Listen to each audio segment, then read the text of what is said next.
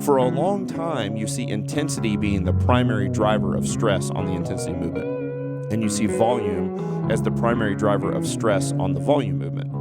But at some point, I actually have to get both on the same lift on the same day.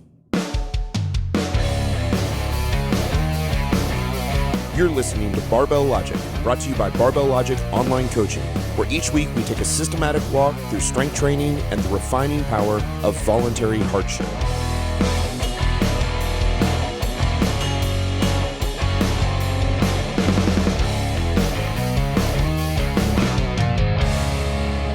Hey y'all, it's producer Trent. In a recent episode, number 221, we talked about some of the new things that are in store for Barbell Logic, and one of those things was the announcement of a Barbell Logic coaching certification. Now, since that podcast, we have received an avalanche of emails about this coaching certification, how to get it, where to go, where to find more information about it. So I'm going to give you some details. On September 2nd, that's Labor Day, we will release an episode with Bill Hannon talking all about the coaching certification, the details, what it will entail, how you can get it. And then later that week, the week of September 2nd, we will be opening enrollment for the first certification weekends in 2019. Now, here's the deal. There will only be 24 spots available in 2019 at the certification weekends for those that want to test for the cert. So mark your calendars. September 2nd, we'll release an episode with more information about the coaching certification. Later that week, we'll open up enrollment for the certification weekends. And in the meantime, if you just have burning questions about this whole process, go ahead and send us an email at questions@barbell-logic.com and put the word CERT in the subject line. And we will take all those questions, and in a couple weeks, we will also release a Q&A episode with some follow-up information based on your questions. So I hope that was helpful. Mark your calendars, keep your ears perked and your eyes peeled because these slots are going to go very, very fast. All right, let's get to the show. Welcome to the Barbell Logic podcast. I'm Scott Hambrick. There's Matt Reynolds. Today we're going to talk a little bit about programming. Yet again. We love programming. I think our listeners like it too. You know what I like most about programming is the variety of the problems and the frequency that interesting problems present themselves in programming. You and I were talking about in-person coaching the other day, and I said, at this point, I have to watch thousands of reps to see something new and interesting. And that makes in-person coaching kind of it can be boring. Yeah. And especially since you want to give your full attention to people. You're like, oh no, here's another squat on their toes. Here's another long-femored person with their squat on their toes. The lack of novelty in that environment can make that kind of challenging sometimes. But programming is always novel and always interesting to me. It's always a new brain teaser. It's always we always see interesting problems there. And there are certainly sets of problems that present themselves over and over and over again. Like we're getting ready to talk about one of these problems that we see, but the approaches we take can vary based on the lifter and the circumstance and the lifter's goals, and those things are always interesting. Like the squat form, according to the model, never changes according to the lifter's goals. Like the bicyclist squats the same way the power lifter squats, which is the same way the soccer player squats, which is the same way my 73-year-old mother squats. So, But the programming would be vastly different from those people. Yeah. Even when faced with the same problem that we're trying to overcome with programming variety. So I'm so much more interested in programming than I am coaching according to the model at this point. Sure. Yeah, I the other thing we get is that with the online coaching, we just get so many more subjects to test it on. Yeah. How many people do you get to test on in person? Like if you're a really popular in-person coach, you got 20, 25, you could have 30 whole clients. Right. Well, like we've got, we're doing this with 1,000 we get to test it with. So we really get to get good data out of this deal. So we've talked a lot for, we've got 230 episodes now, somewhere in that ballpark. And a lot of those episodes have been about programming. We've just beat to death novice programming, linear progression, the minimum effective dose principles of transitioning out of novice phases into intermediate and through intermediate. And we've really just touched on advanced stuff. And part of that is because we know such a small percentage of our listeners will actually ever get there. But I think still understanding the theory behind why we do what we do is important and will help understand and color what we do at every level of programming. And so one of the things that you and I have talked about is we love a 4-day split. We both love a 4-day split. Is that fair to say? We like the floor. It opens up a tremendous amount of freedom in programming, especially it adds those kind of additional slots at the end of the first 2 exercises. And for most of us, what we'll do in that 4-day split is, you end up with an upper body day, 2 upper body days, and 2 lower body days. And on the squat day, the first movement is always going to be intensity. So on the squat day, it's squat intensity. And so usually the volume is relatively low. And what's most important is the intensity on the intensity movement is the primary driver of the stress, so that the weight on the bar needs to continue to go up over time. It doesn't have to go up every single workout, but over time, the intensity movement, the magnitude of weight on the bar, the load itself needs to go up. And then that's usually followed by a volume movement, especially if we do a Texas method style 4-day split. And so you might do intensity squat followed by a volume deadlift. And then the question is, what is the primary stressor for that volume movement? Well, it's the volume, and it's actually probably more the tonnage, right? Because we can't just do 10 sets of 10 at 40%, because that's not going to get us the specificity that we need to drive a strength adaptation. And so we continue to work a program like that where we've got an intensity movement followed by a volume movement. So squat intensity, deadlift volume, or bench press intensity, press volume, or whatever. And we do that, and then eventually we have to expand the macro cycle, or the Mezzo cycle, you might call it, the wider cycle, the broader cycle, from a 1-week program to a 2 or 3 week program to a 4-week program. And you can keep making progress that way, right? But at some point, if you keep making the program longer, you get to 6 weeks, and then 8 weeks, and then 12 weeks. You and I were talking about this off the air earlier this morning, not even right before this podcast. At what point do you ever prescribe a program longer than 12 weeks, or start to plan a program longer than 12 weeks, or maybe 16 weeks? Like, you just don't do it. We've programmed, I've trained, Jillian Ward. I mean, she's one of the strongest humans that's ever lived, and also one of the most genetically gifted humans who's ever lived. And her programs are still 12 to 16 weeks long. You're never going to train anybody more advanced than her. No. So the question is that if intensity must continue to go up on the intensity movement, and if tonnage must continue to go up, or volume or work or specific work, or all those things are kind of similar or the same on the volume movement, and you're already doing a fairly long program like 8 weeks or 12 weeks or whatever, and you can't keep adding weight to the intensity day, and you can't keep adding tonnage to the volume movement, what do you do? Like, what are some options that we have?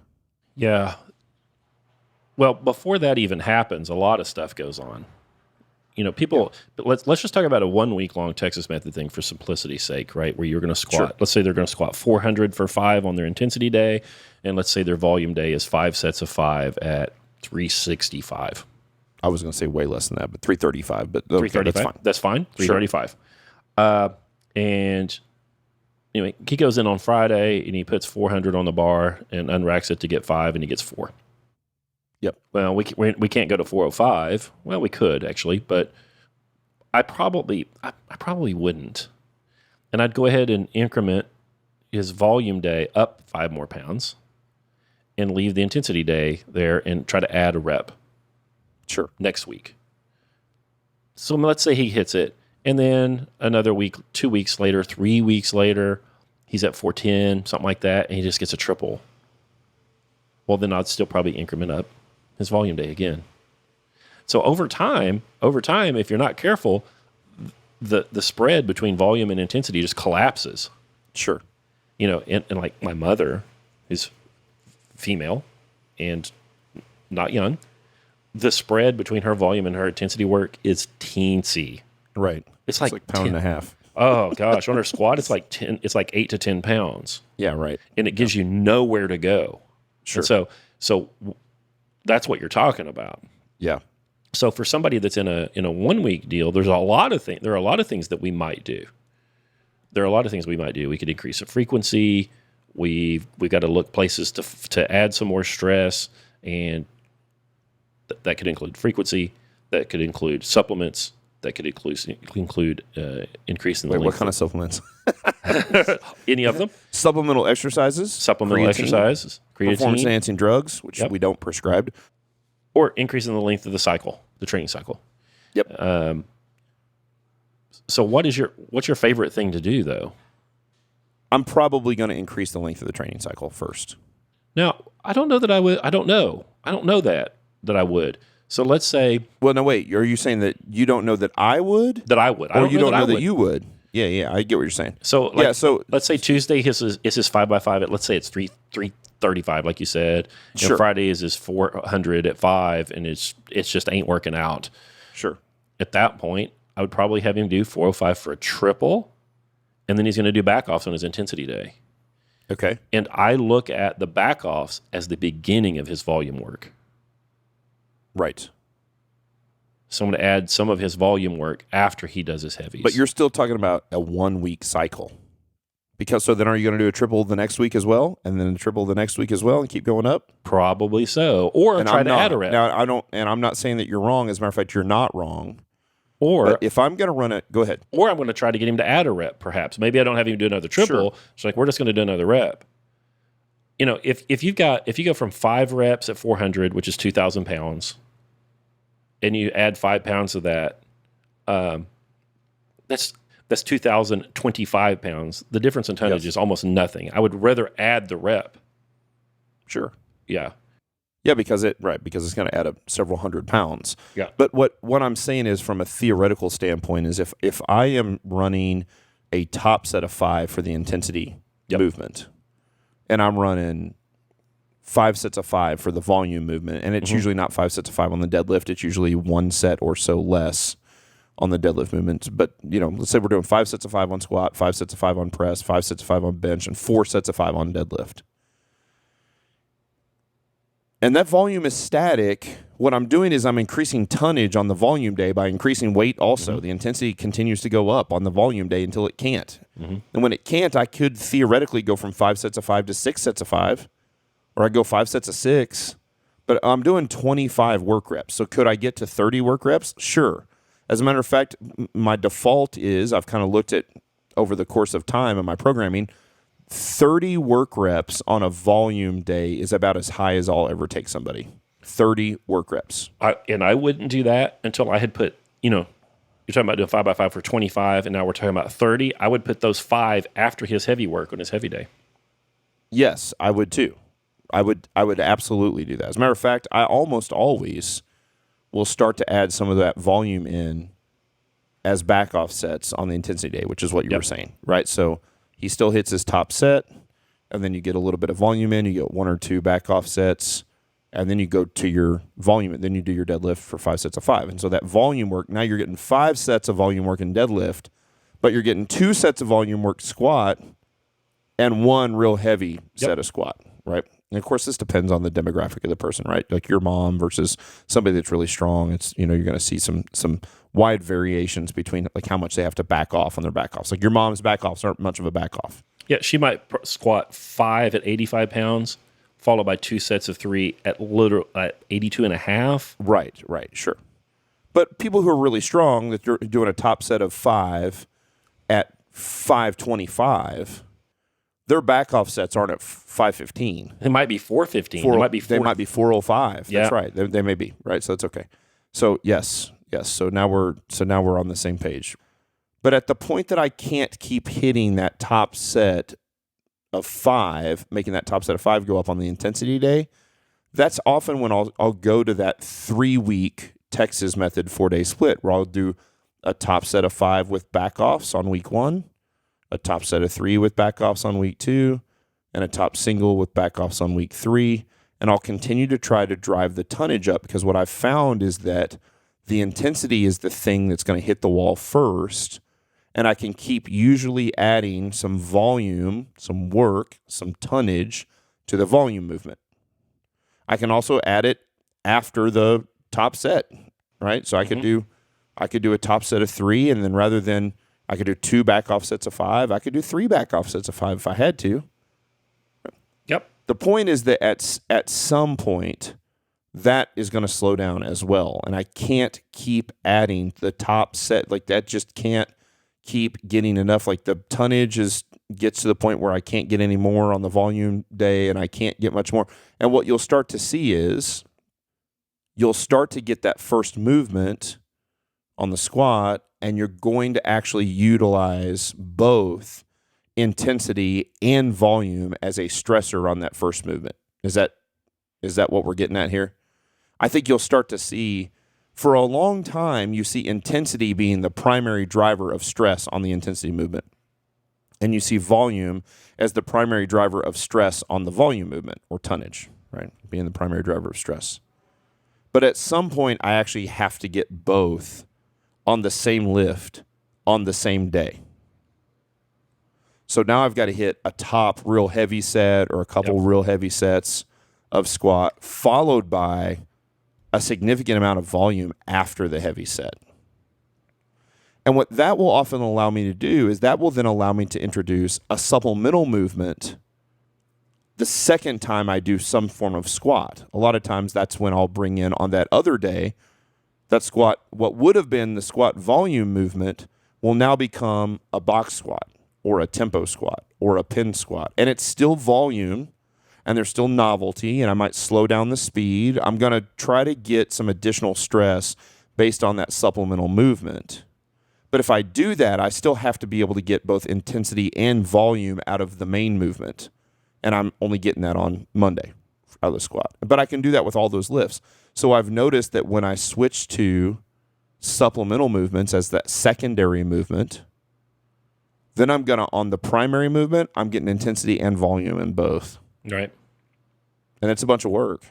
It's a bunch of work. It's hard to do a top set of 5 on squats and then 3 back off sets of 5 or 5 back off sets of 3 and then deficit deadlift for 5 sets of 3. Yep. Or rack pull for 5 sets of 3 or whatever, right? So this is why when people get in arguments like, oh, you guys are anti-volume. No, I'm not. Listen, man, we know where this thing is going to end. We know where it's going. But if we utilize those, we've talked about this, those 3 primary concepts in minimum effective dose programming of simplicity, intensity, and economy, we're going to drive those 3 things first. It doesn't mean that we're only always going to be simple, heavy, and short or economical. At some point, it's going to get complicated, volume, and long. But I'm not going to get a rush. I'm not getting in a rush to get there. No. Charity this morning squatted 2 doubles at 315, followed by 3 sets of 5 at 270. That's right. That's it. So that's exactly what we're talking about. It's terrible. And she squatted those doubles. And I'm in here in the office. She was out in the garage. And I actually was out there with her for the doubles. And she said, I got to do the 270. And then she came in here and she said, I'm dreading the 270 more than the 315. Yeah. Yeah. Now, what was the primary stressor for her on the squats today? Was it intensity or volume? It was both. Yeah, it's both. So when intensity and volume become one, they have to at some point work together to drive the stress again because you can't get enough stress from one or the other. So you have to get the stress from both. Yep. Boy, I don't want to get in a rush to get there though. That's why, when you start putting an early intermediate on a top set followed by a bunch of back off sets, will that work to get them stronger? Fuck yeah, it'll work to get them stronger. But why would you do it if you could stay simpler and more economical than that? Like, let's hold that back. Like, it's coming. Dude, Charity is one of the strongest women on the planet right now. She's super, super strong. It's going to take that level of stress to drive a strength adaptation for her. She has had unbroken training since about January 15th. And it's August 22nd right now. Yeah. Completely unbroken. I don't think she's missed a rep. Yeah. In that. And when you string together that many months and weeks, stuff starts to get real complex. Do you know what was she planned on? What did she have to do after the squats? Do you know? She did rack pulls in like the 350 area. Right. For probably a fair amount of volume too, right? I think she did 3.5s at like 355 or something for rack pulls. So I mean, that's just right. And then she still probably wasn't done. Then she probably had to do some sort of accessory or prowler or something after the rack pulls.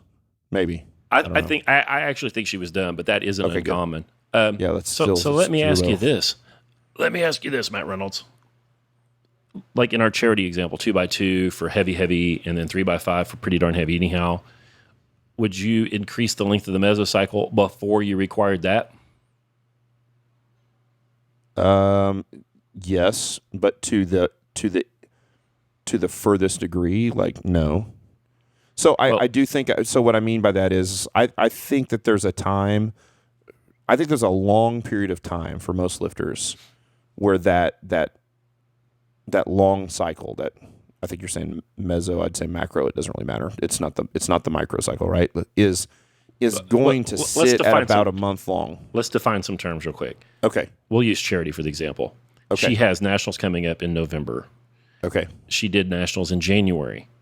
Okay. I would say that her macro cycle is everything. Nationals to nationals? Everything from nationals to nationals. Yeah. I understand why you're saying that. And then the mezzo cycle is the next one down. Whatever the heck you can string together, right? So if you got a vacation, you've got maybe a programmed change in programming emphasis from strength worth to hypertrophy, perhaps. Sure. You're going to less have important competitions, quarterly, whatever, like all those sorts of things. Yeah, I don't disagree. It's just that so few people are actually at that level where they're, this. When I think of people that are using mesocycles or macro cycles, like the way you're defining it, I'm thinking about like Olympians, right? Like, okay, it's a 4-year process, or it's the Pan Am Games every, like, at a 2-year interval, and then the Olympics, like that's. But how many people are doing that? So the idea here is, like, for me, I'm thinking about what is the greater length cycle where you can make quantifiable progress and hit PRs. And so, or where I'm going to repeat the cycle. How often am I repeating that cycle? I think that people will settle at about a month long cycle. Most people. For a long period of time. And so I'll move them from a 1-week program, an HLM Texas Method style program, to a month-long program. So, or a 3-week program or somewhere in that ballpark. And I'll sit them there and I'll play around with that length of cycle for a long time. And then when I can't make progress anymore there, right? And when I say I can't make progress anymore, I say, like, I'm going to make progress like we're doing here. There's going to be an intensity movement followed by some work. And then there's going to be a volume movement or a supplemental movement with a bunch of work, followed usually by another slot or two of some accessory movements or conditioning. And I'll do that for a long time. And when that stops working, I'll increase the length of the cycle again from 4 weeks to usually 8 weeks. Now, should I go from 4 weeks to 6 weeks? Like, maybe, but I just don't think it makes that big of a difference. So 4 weeks to 8 weeks, and then I'll go 8 weeks to 12 weeks. There's so much jazz you can do in a 4-week deal. Bare minimum in a 4-week deal, you've got 8 squat slots. Yes. You might have 12 to 16 even. But with eight squat slots in the course of a month, there's so much variability that you can put in there.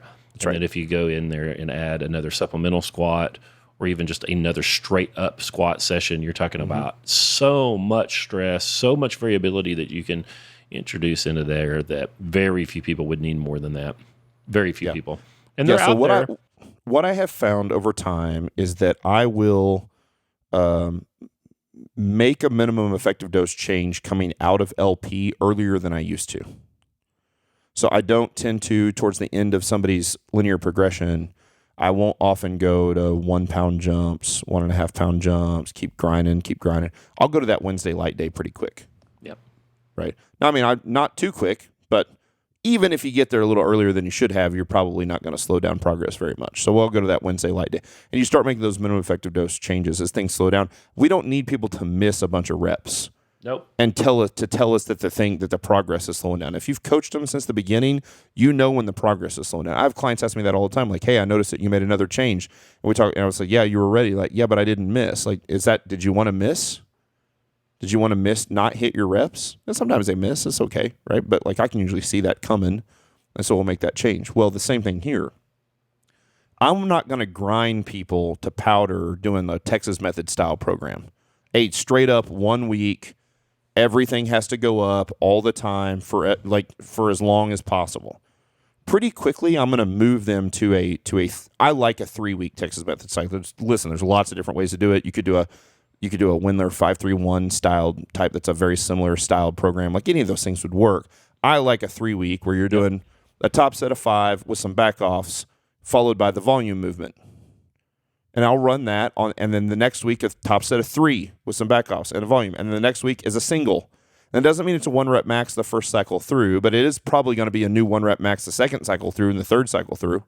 And I can usually run people through that month-long or 3-week-long cycle, and then every once in a while, then I'm going to give them a deload at the end. I'll usually run that first 3-week cycle, then they don't need a deload, and then another one. You could do that 3 times. 3 times is pretty normal. 3 is about the average. I'd say that's the middle. The 4th time starts to whoop on somebody. Yeah. But if you put a deload week in there, a lot of times what I'll do is I'll run it 2 times, and I'll deload on week 7. Yeah. And then I'll run it again, 8 weeks, 8, 9, and 10, and then I'll deload it again week 11. And a lot of times I can run it one more time, 12, 13, and 14. I get 14 weeks out of the thing. I run it 4 times through with 2 deloads, right? And that works pretty good. But then, when the progress stops, then that's when I'm going to expand that cycle now again from 4 weeks to an 8-week cycle. And I'll do the same thing. And then I'll go from 8 weeks to 12 weeks. So difficult. When those, like I was talking about my mother, how the spread between her volume and her intensity opens up. And the reason for that is that anything lower, lower numbers for volume just don't drive her intensity. Not opens up, you mean closes. I'm sorry, closes. I'm sorry. Yeah, gets tighter. Yeah. And the consequence of that means that she can't, older people just can't even do a 4, 6, 8, 10, 12-week cycle. No. Because during the volume portion of the thing, they just detrain. They can't even do it. No, Sybil's literally never done anything but LP. Right. She's done LP for 4 years. Yeah, you're just doing the 2-step all the time. Because she goes on a cruise and she goes and sees her grandkids, or I get busy with business. Well, and they don't sleep good. They don't sleep well. Like we just come in and we just keep trying to go heavier, and then one day you can't, and the weight doesn't come off the ground on a deadlift. And you're like, well, we'll back you off 15 pounds. Let's do what you can do. And we start working up again. Like that's what you do. And so, but for our more advanced lifters, our competitive lifters, they're going to run through this. They're going to keep making those minimum effective dose changes. And I'll often then, when I start to notice that I need the volume on the intensity movement, so they get that intensity top set or two doubles like Charity did, and then they have to have some volume in for the backoffs to get enough stress to drive the adaptation. That's often when I'll actually start to introduce those supplemental movements. I hold those supplemental movements back. Those are cards in my back pocket that I can hold, and I can say, okay, now it's time to play that card. Okay, like I haven't had to use the box squat, the floor press, the press lockouts, those sorts of things, and that's a great time to bring them in. Now you start to see like intensity and volume become one on one workout in one day and one exercise. I'm going to get both intensity squats and volume squats in on the same day. And then it gives me an opportunity to introduce those supplemental movements in on the deadlift. And then same thing. I'm repeating myself, I know, but when I started to think about the backoffs on intensity day as the first part of volume day, it gave me a great deal more clarity about thinking about what was going on there. Yeah, you don't have to.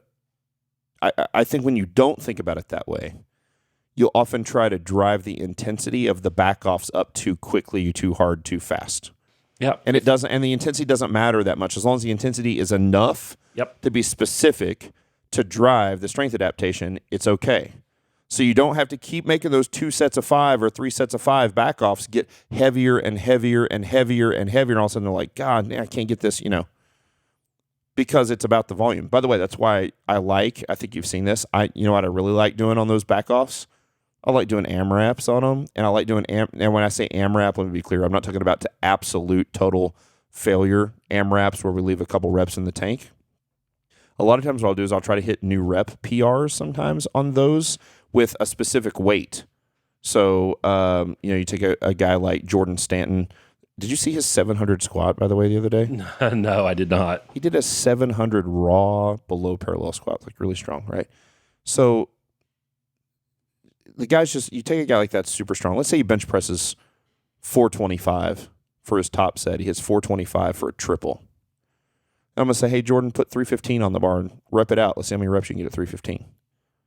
Because it's about the volume, right? And That's he's like, cruel. he gets it for 16, That's cruel. Shame on you. No, he loves it. Like, I think guys like us like that because you're, I'd rather get the volume that way, get it over with in 1 or 2 sets than have to do 4 sets of 5, for the back. So I do AMRAPs, and I'll often do them based on like important weight increments, right? So 225, 275, 315, 365, 405, like whatever that is. Are they important or are they just easy? Well, I don't know if they're it's just that it's just something fun. Oh, you're talking about the weight. No, I'm saying the weight increments are like they're convenient. You should know if you can bench press 315 for reps, you should know what your bench press 315 for X reps PR is. Right. Like, oh, I've hit it for 10. No, now I've hit it for 12. And I think, if that's 135 for you, I'll use 135 all the time with females. I get females that can bench press 150, 155, 160, and we're going to see how many reps they can hit with 135. I think that's a fun thing to do. I think it mixes it up some. And I think it still accomplishes what you're trying to accomplish, which is you're starting the volume work. The volume work is starting there after the heavy stuff. So there's lots of things you can do to play with that. So yeah, what about you? So you're doing somebody's doing a 1 week cycle, and it's a 4-day split, and the thing starts to like what's the changes? What are the changes you're making? Are you moving them to a 4 week, month-long block pretty quick, or no? No, I typically move them to 2. It doubles the amount of slots to deal with. Sure. I'm looking at tonnage. Over the length of the Mezzo cycle, let's say. Yeah. In Texas Method, the Mezzo cycle and the microcycle are one thing. It's 1 week. And then if I move to a 2 week thing, then I have 2 weeks that look mostly alike. And each of those weeks would be a microcycle. And the 2 week thing is the Mezzo cycle for the purposes of our talk here. And at that point, I'll move, we know that with the 1 week cycle, you've got a volume day and an intensity day. So when I move to the 2 week thing, each week I still have a volume day and intensity day, but I also have a volume week and an intensity week. Right. So the periodization is waves from, And what might that look like? Give us an example of like 1 day. So let's say it's the, your squat intensity, deadlift volume. Yes, you still kind of do it that way, right? So what might that look like on a 2 week cycle? Week 1. That might be a set of 5 squats in the sort of 90% area, 95% area, followed by 2 or 3 sets of 5, maybe. We'd say 95%, not a 1 rep max, but a 5 rep of max. The 5. Mm-hmm. Yep, something like that. And then the deadlift's going to be 3 or 4 sets of 5 at probably 80% or of their 5, something like that. And then week 2 is what? And then week 2, that would probably be a single set of 5 for the squat, which hopefully would be a PR. And then the deadlift volume might be 2 sets of 5. Right. And this is for a dude. That might be 2 sets of 3 for a female or an older gentleman. You'll do the volume week first and the intensity week second, which just makes sense, right? Yep. So you're getting more work on week 1 and you're getting more intensity on week 2. And then you go back to more work and then more intensity, then more work and more intensity. Yeah. And then we just repeat that. And I find that, people can repeat that for, 8 or 10 repetitions often. Right. We don't get 5 pound meaning PRs. 16 to 20 weeks. Yeah, and they won't necessarily get 5 pound PRs out of that for 10 repetitions for a total of 50 pounds, but they'll get we end up at some point moving to getting some 3 rep PRs, and then we might work on adding reps back to that. My brother-in-law has been doing something very similar to that. I actually got him to a 3 week mesocycle now, but it's very, very similar.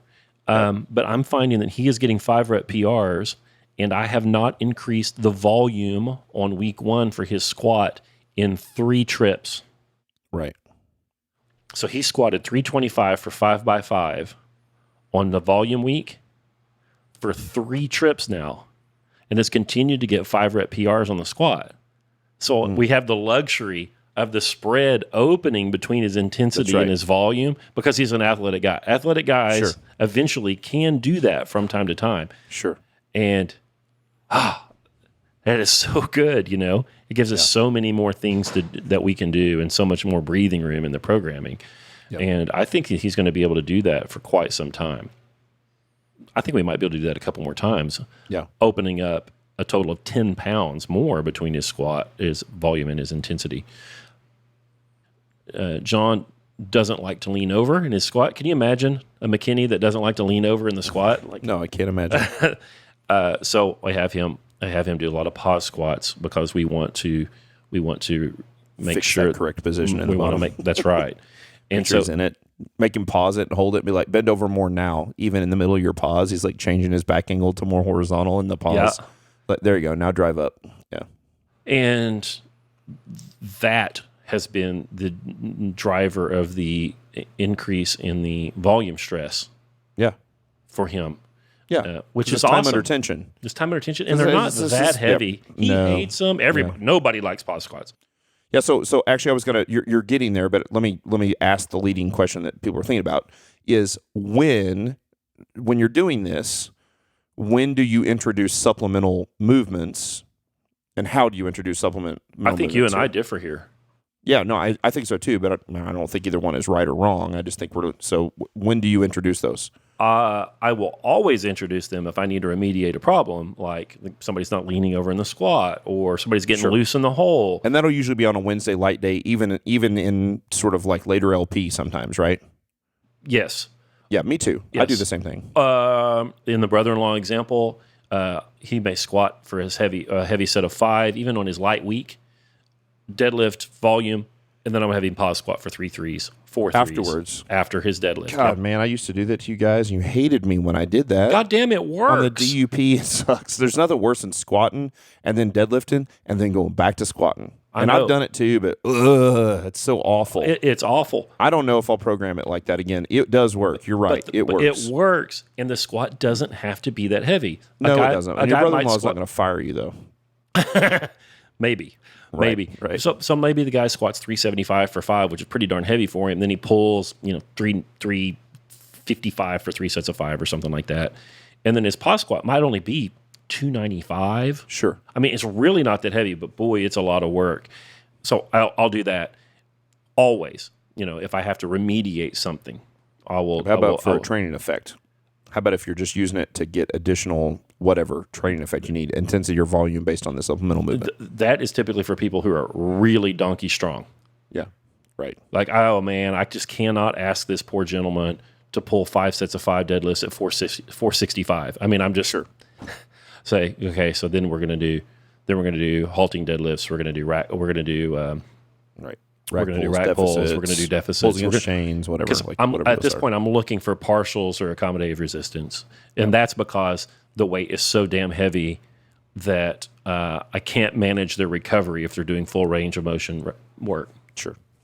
I think we do it pretty similar. I think that's more similar than you think, other than what you're doing with John, where you're going like normal squat, deadlift, and then supplemental squat that's pretty light to like remediate the problem. Then I think what I would do is the only difference there is I would have gone normal squat first and get the volume in on the normal squat second, and then I would get the actual volume deadlift in or supplemental deadlift in, right? And then on the other day is where I would do that other day of squats. I would pick the thing that helps fix the problem. So for example, right now, like Nikki Sims is actually her squat. She's about to hit all-time PRs on squats. She's squatting heavy. And then she's doing a bunch of backoff sets on squats. And then she goes to her other movements, right?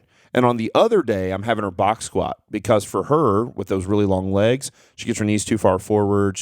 The box allows her to learn. She's really started to learn how to use the muscles of her posterior chain stay back a little better. And so she box squats that other time during the week. Now, there are times during her training cycle where she actually squat 3 times per week. Right now, she's so strong and her squats are so stressful that 2 times a week for her is enough right now. She's able to make, and one of those times is still, the box squat has still got some novelty effect to it. Like it's slow and it's controlled and it's heavy. Like she's box squatting 250 for sets, which, for a girl that's 6 foot tall and lanky bad. is, that's a bunch of stress. And so that's how I would do that. So I wouldn't go normal squat heavy, deadlift volume, and then box squat light. Instead, I would go normal squat heavy, normal squat volume, deadlift volume, get out of the gym. Other day, I would have her do her box squat, which is her kind of the thing that's going to start to fix the problem. And the same thing, then I would go box squat, so she does a top set of box squats, and she does back off sets of box squats. That probably explains why you don't go to a 2-week mesocycle as often as I do. It also, I actually like the 3-week. I keep talking about pretend like I'm doing the month long. I like the 3-week better. And when it's a month long, the month long is because that 4th week is the deload. I like a 3-week. I just like it. I don't know. There's no reason. Nobody's made me. It's just what has happened over experience is that I just like that 3-week cycle better. Yeah.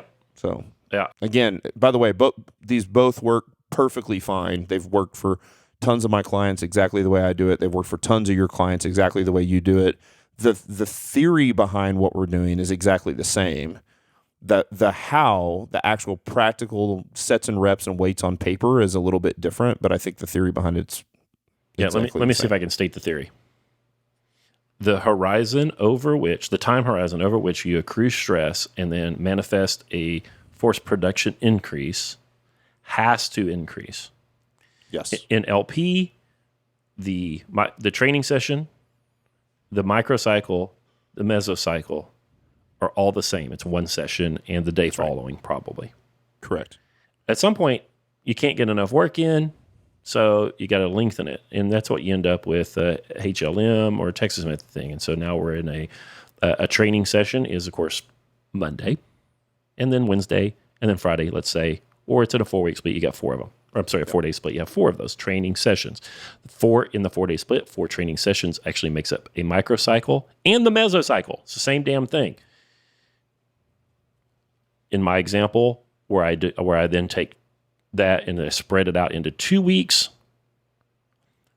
we have 8 training sessions. 4 of those make up a microcycle in a 2-week mesocycle. Okay. And as I increase the length of the microcycle and the mesocycle, the time over which I calculate the tonnage accrued increases. Sure. Is it accurate? No. I don't really know how long it takes someone to do all the tonnage and get the hypertrophy effect and all. I don't know, but we do know that it has to increase. Yeah. And eventually you get up to the thing you were talking about in the very, very beginning of the show. You end up with this 12 to 16 week cycles over which, people are doing tons and tons and literally tons and tons of work to try to put on a few more grams of muscle mass so that they can move a little more weight. Yeah. And so it's clear that between, your first Monday in LP and a 16-week training cycle you do in your 9th year of training, that the tonnage accrual horizon has lengthened. Yes. Now, where the hell is it at any given time? I don't know. Well, and I think you're making a mathematical error too when you compare. Like if you compare the total amount of work that you do in your 2-week cycle to the total amount of work that's being done in 1-week cycle. Yep. That's a mathematical error. You're right. You have to compare the total amount of work done in a 2-week cycle to the total amount of work done in 2 weeks of a 1-week cycle. Yeah. Right. In the beginning, you can't go like you obviously we know. So the reason people will start to shit on something like when you go to a Wednesday light day compared to LP, the tonnage goes down. They're like, no, hold on, right? Yeah, and you go like, well, of course it does for a week or 2 or 3 weeks or whatever. It's the same thing when somebody starts to look at like a Texas Method or HLM. They'll be like, well, that's still less total work than you were doing on LP. It's less total work if you just look at the sets and the reps, right? So on LP, You're doing 3 sets of 5, 3 sets of 5, 3 sets of 5. But if you start to look at, if you if you can see that the person is getting stronger and adding weight to the bar and adding weight to the bar and adding weight to the bar, then you have a day that's a 5 set of 5, a day that's a 3 sets of 5 light, and a day that's a 1 set of 5 with maybe a couple backoff sets. The 1 set of 5 is super heavy and the backoff sets. And collectively, the total amount of stress on that 1 week cycle is more stress than 1 week of work in LP. But it takes a little while. But it takes a little while. That's right. Like it's sort of like a built-in deload when you make that first step. It's actually a little less work for a little bit. And then you run back. And that's how you get your run up. That's why you don't have to end up doing, we don't really do resets on LP anymore. You don't right? have to do like resets. there's no need to. Because when you make the minimum effective dose change, you kind of get a built-in reset right there. Yeah. Over time, with my approach, which is also your approach, I think, over time, the total amount of work done in any given session goes up. But if you take a snapshot of a given session at any time, it might be lower than it used to be. Absolutely. But it has been my experience that if I only look at tonnage and I want the tonnage to go up every session, that the intensity goes down, down, down, down, down, down, down, down, down, and people detrain unless they are super, super athletic and on drugs and all kinds of crazy stuff. Sure. So, in order to keep them from detraining and to have the tonnage and the work done trend upwards over time, I end up opening up those mesocycles, make them a little longer, changing the horizon over which I'm calculating the tonnage. Sure. And, it causes us to do less work from time to time. Yes. But not over the fullness of time. Sure. And then this is a whole nother podcast for another day, but we can tease it out this way. You'll continue to do that until you don't. Meaning you'll continue to expand the mesocycle to 12 weeks, and probably 12 weeks is where it stops, maybe 16. And then you're not going to ever do a 22-week, 24-week, 28-week cycle. At that point, when you decide, and it's for the vast majority of, and we're talking about for super advanced, super strong people who never miss training, like Charity, like your wife, right? Like Jillian Ward, like those sorts of people. Now what I'm going to start doing is, okay, now let's say I've decided 12 weeks is the longest cycle we're ever going to do. Now I'm going to try to figure out how do I get more stress and more work in that just the 12 weeks. Well, with my man Tim Peterson, he was on a show back in the 180s, I think. Yeah. Tim's 57 or whatever, and he's such an advanced athlete. But he's an older gentleman, so doing a 12 or 16 week training cycle probably doesn't really make sense. I have a hard time keeping him from detraining in that. Sure. So what's the longest mesocycle you'll have him do? 8. Okay. 8. But about a month and a half, 2 months ago, he was doing so much work in that 8 weeks that he was going to just break. I mean, I'm telling you, you can go back and listen to that show and hear a little bit about it. And rather than move him to a 12-week cycle or something like that, because I just couldn't do it, I talked to him about it, and we actually changed his training goal for a time. So we ran him on about 6 weeks of just strictly hypertrophy work. Mm-hmm. Yeah. And just try to put some more mass on the guy. He's detrained. There's no question about it. It culminated in him going on vacation today. Yeah. Probably be good for him, though. Yep. He's going to do a vacation. He'll come back and you'll put him on LP and he'll have PRs. Yep. That's exactly right. He's going to come back a little bit bigger and a little bit heavier, and he's going to run a little LP, and he's going to get some PRs, and then we'll start lengthening the mesocycle again. But we couldn't keep the foot on the pedal for that man for the rest of his days. Yeah. So here's something I've been wanting to talk about, Matt. Yeah. But by the way, let me put a cap on this. That's Tim. Yep. But for somebody like Charity, and we'll see what Andrew Jackson does with her, but my guess is when she comes back from nationals, when she finishes nationals, for people that are that advanced, they chase numbers. She can't miss. You talk about she hasn't missed a session since January. She can't. Not just a session, a rep. She hasn't missed a rep, but she can't because she's chasing numbers that build up to nationals. And when she gets to nationals, she's going to be physically exhausted, mentally exhausted, and emotionally exhausted. And Andrew and Charity are going to have to talk and go, okay, well, what's the goal for the next 8 weeks? You want to lose a little body fat. You want to do a little hypertrophy work. You want to give your joints a break? Do you want to start over and do some LP? And the answer is going to be yes. She's going to do one of those things. She's not going to go right back into a 12-week cycle to prep for the next meet. I mean, she does, she'll break. Right. You just can't keep doing that. So it doesn't matter whether you're Tim Peterson, who has double hip replacements, and he's an advanced athlete for his age and his demographic, or whether you're actually a world-class athlete like a Charity or a Jillian. After you hit that thing, there's at some point you got to let off the gas a little bit, and you got to reset. So, okay, go ahead. So at the end of last year, work stress, all that stuff, I just wasn't training. And I came back and I just roared back and got PRs. Now, part of that may be because I didn't have to go to work every day like I was. And, but I think some of it was because I didn't do any weight training. And you'll hear stories like I watched West Side versus the World or whatever that is the other day. Yeah. And they were talking about somebody'd go and they'd squat, some stupid numbers. And what about that, Matt Reynolds? I don't want to talk about it. No, it's what happens. It's just that, I worry even having to tell that because you're going to get people that listen to it be like, it's time for me to take 6 months off. And it's probably not. No. This is one of those theoretical, like, listen, if you have a coach that's been working with you for a long, long time and they tell you it's time to take a break, that's how you know it's time to take a break, right? But yeah, I mean, these guys are going out and they're setting world records.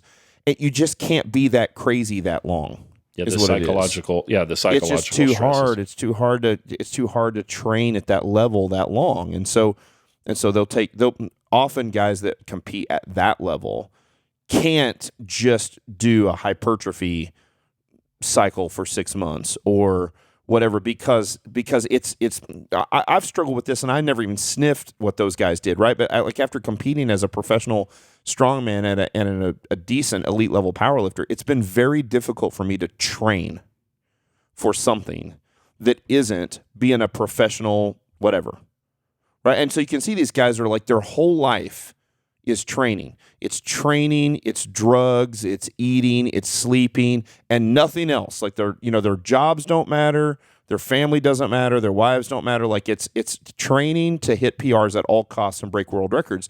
And then they break the world record and they can't keep that thing up. And at some point they got to like kind of put their life back together. And so they stop training and they like, I don't know, some of those West Side guys didn't necessarily do this, but a lot of people it's back to, okay, I got to focus on some like work-life balance, family balance, like some of those things. I think for some of those West Side guys, it might be that like you just can't do that shit at West Side Barbell. You can't maintain. No, there is no maintain. No, you can't go in there and like, oh, I'm going to do a hypertrophy. You're chasing world records or you're out. Yeah. I mean, they don't even let them do that. And I think a bunch of those guys are like, I think a bunch of those guys, if they thought about going into that gym, it would just make them barf because it had been so intense for so long that it's just time to do something else for a little while. Yeah. Man, I trained there, a couple times. When I've told the story, we've got some podcast episodes where I tell those stories, but the first time I went there, it was like 2000, maybe 99, somewhere there. I mean, they were just at the height. And we were strong. I mean, I was pretty damn strong, and I had training partners that were real strong. I had we're talking about guys that could bench press over 600 pounds raw, guys that could deadlift over 800 pounds raw. These are my training partners, and we were terrified to train in there. And Louis was super nice guy. But I mean, guys like, Dave Tate was fucking strong then. And Chuck Vogelpohl was so terrifying. Yeah. And so you just, it was, and you can see it was the atmosphere that drove that success. But that's what it took. I mean, it took that was what Louis drove. But most of our guys aren't ever going to get there. But I still think it's important to understand the concept and how it affects the training philosophy and what we're trying to do. So for my men, Tim Peterson and also Sean Richardson, actually, these guys aren't moving Vogelpohl numbers, but they are getting up towards, with their age and everything, they're really getting close to their genetic potential at this point. They're strong as they can be, ever. And so for those guys, I really have to look at like these year-long training cycles, and then I have to sketch out a framework of what we're going to do. Like, I actually talked to Sean, when are your vacations? What do you want to do? Blah, blah, blah. And then the intensity of the training work waves throughout the course of the year because he just can't keep the hammer down all the time. Sure. And it doesn't buy him a lot anyway. Sure. Like if he trains as hard as he can, he's going to get, a 5-pound PR on his press next year. like if we just go fucking nuts all year long on the press, you know? Right. Sure. So I think we can get that. And if you don't go fucking nuts, and you give probably him still some get time it. off, he's still going to hit the same PR. Right. That's the point. Right. And the same thing with Tim. So, I just wanted to get Tim a little bit heavier and a little bit bigger and take some of the weight off of his connective tissues for a little while. Sure. And even then he's got this adductor pain. He's got a hamstring that's tight and bothers him and spooks him all the time. It's so tough. But so for those guys, it's becoming more and more important to have a sketch for like a 12 or 18 month plan. Yeah. And then try to figure out where those mesocycles are going to fit in there and what the length of those things need to be, and then try to make it all happen. But man, they are such rare guys, and because nobody strings together unbroken training cycles like that. I mean, you can It's pretty rare. Of all my clients, you can name just a handful of them that have done that. But they're the ones that really. That's who teaches you really about programming, because it's easy. Sure. The ones that like the Miss Sybils that take enough vacations and go see their grandkids. Like, I don't ever have to think about her programming. She just does LP all the time. Right. So it starts getting really hard for the people like Charity, like Tim Peterson, like Sean Richardson, like those guys that never miss.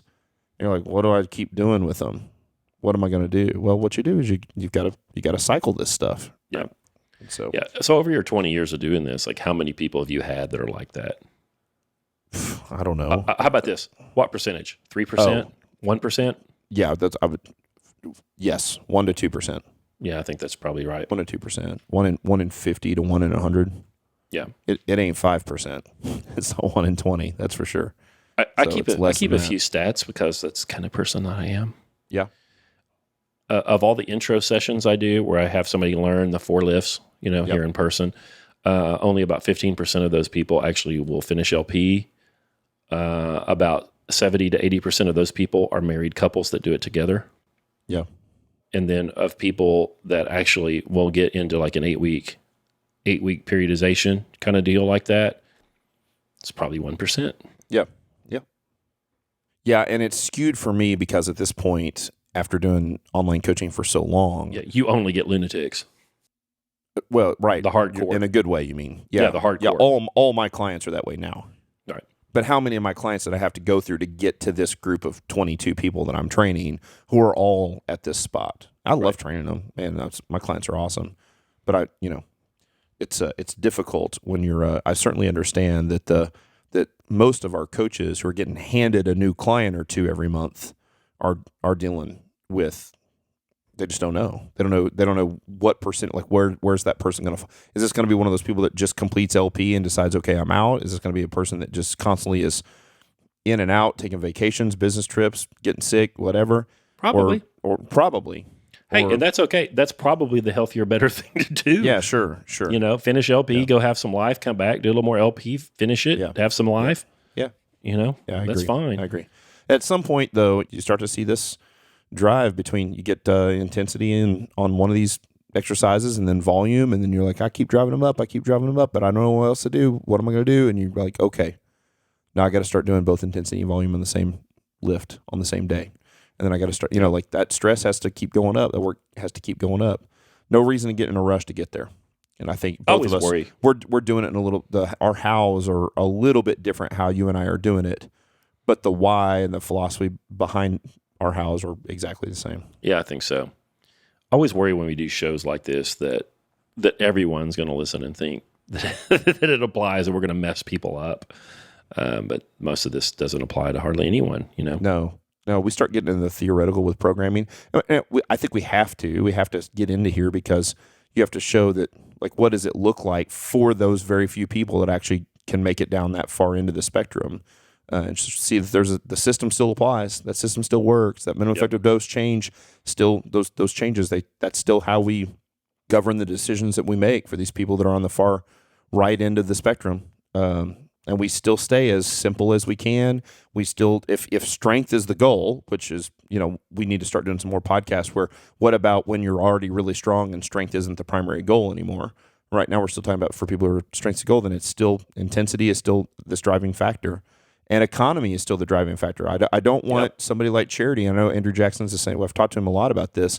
He wants Charity to do the most economical workouts she can. It's just the problem is they can't be that economical anymore. Yeah. Because she's too advanced. Yeah, right? boy, But let's not get in a hurry to get there.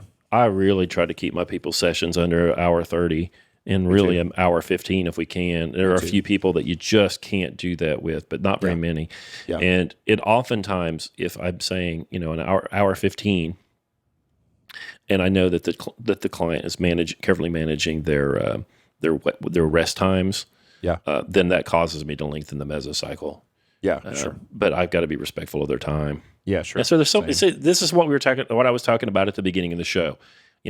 It's so multivariate. There's so many things to consider. It's so much more interesting than coaching the press to the model. Sure. But Sims right now is she only wants to train 3 days a week, and she's super advanced. Yep. And it creates some problems for me from a programming perspective. Her workouts are all going to be 2 hours long because she's only going to train 3 times a week. But she's decided I would rather train 2 hours long, 2 hours and 10 minutes long, 3 times a week than have to train 4 times a week. For an hour and 45. I said, okay, And so she's kind of on this weird rotation that we do in order to get her the work in that she needs because she's so advanced. But again, it's not my job isn't to tell you how many days a week that you have to train, unless you want to train less than 2. Right. Or whatever. Then I'm like, yeah, you got to train more. But yeah, it's fun though, man. That's what's so fun about this is, everybody's different. And we start to even though everybody's different and multivariable and all these sort of things, these truths sort of kind of rise. You start to see oh man, but this is the thing that is that kind of pervasive across the board. Yep. You start to see those. All right, that's an hour. Let's wrap it up. Yeah, I'm still going to talk. Of course you are. So here, I've been training since January, and I've been doing my own programming. It's been fine. I'm just did a 2-week thing, just like I was talking about. And I've been getting a 3 or a 5 rep PR on almost everything. I'm not even pushing my presses because I'm just tired of my shoulders being sore and beat up. I'm not even pushing them right now because, like I said about Sean, it's the same thing with me. I'm going to get 10 pounds on my press a year, whether I push that son of a bitch every single day or if I focus on it 12 weeks a year. Yeah, right. So I'm just going to pick and choose there. So it's been very good. I'm going to squat 400 for a triple tomorrow, and it shouldn't be too bad. And strong. That's strong for me, and so I know that there's some 1 rep PRs. But here's the thing: September 3rd, I'm going in for a blepharoplasty. Yes, I can see my eyelashes on my left eye all the time. I can't open that eyelid enough to get my eyelashes out of the way. That's why I get this my forehead's so wrinkly. So I'm going to go in there, and they're going to cut some of that stuff out and throw it away. And then the doctor, I thought they were going to add it to your foreskin, give you your foreskin back. He won't do that. I tried to. Did you ask? You said I did ask. You won't take some of your eyelid off and add it back in? Did they ask you before they took your foreskin? Oh, no. I was an infant, but a babe. But I would just assume you had been like one of those infants that could still process information well and could have I'm sure I was. somehow communicated that whether you wanted them to take your foreskin or not. I'm sorry. I told him I wanted to cut that eyelid stuff away. I wanted him to graft it on there because I wanted to be able to pick up peanuts with it like an elephant. And he's like, he didn't even smile. It was like humorless. Oh, but so good. The doctor said, you can't pick up anything over 10 pounds for 6 weeks. No, of course not. Because of your eyelids. Right. Now, I will. No, so I got to talk to Sully about this. That's clearly a little nutty. But this is really fine work. It's highly vascular. I don't need to get a big Valsalve in week 2 and get something weird going on. Right. But I've been getting PRs, and I've been working on a 2-week cycle for 12 weeks. Yeah. So I'm not even going to get to a 3 or 4 week one. It's just not even going to happen. Right. There you go. Yep. That's the way it works. There you go. Good. Well, there's another Barbell Logic podcast. Thank you guys so much for listening. Send your questions to questions@barbell-logic.com. And listen, I hadn't said this in a little while.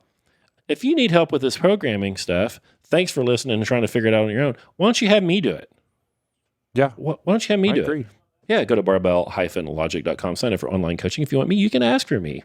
If you want Matt, you can ask for Matt, and you won't get him. That's right. I'm not going to take you anyway. So Scott has a couple openings, and you know that if Scott's your coach, he's going to tell stories about you on the podcast. So that's either probably cool.